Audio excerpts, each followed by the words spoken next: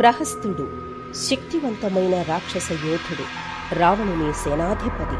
తరువాత మహాభారతంలో పురోచనుడిగా, దుర్యోధనుని నమ్మకమైన సహాయకుడిగా, లాక్షాగృహ సంఘటనకు కారణమైన వాడిగా పునర్జన్మ పొందాడు.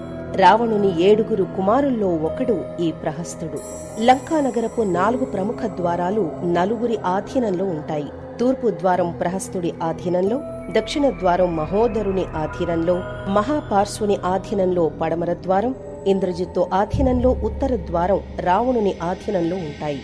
రామాయణంలో ప్రహస్తుడి పాత్ర యుద్ధకాండలో వస్తుంది. అకంపనుడు మరణించాడని తెలిసిన రావణుడు ప్రహస్తుని పిలిచి యుద్ధానికి ముందుకు వెళదామా వద్దా అని అడుగుతాడు. దానికి ప్రహస్తుడు, అప్పుడే సీతను రాముడికి అప్పగించమని చెప్పినప్పుడు మీరు కుదరదని చెప్పారు. ఇక యుద్ధమే జరుగుతున్నప్పుడు వెనకడుగు ఎందుకు? మీకోసం నా ప్రాణాలైనా ఇస్తాను అంటూ యుద్ధానికి బయలుదేరుతాడు. ఎంతో మంది వానరులను సంహరించాక ప్రహస్తుడు మరణిస్తాడు.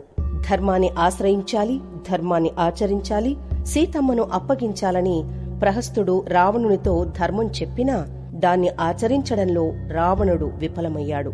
రోగానికి మందు తెలిసినప్పటికీ దాన్ని వాడకపోతే ప్రయోజనం ఏమీ లేనట్లేగా.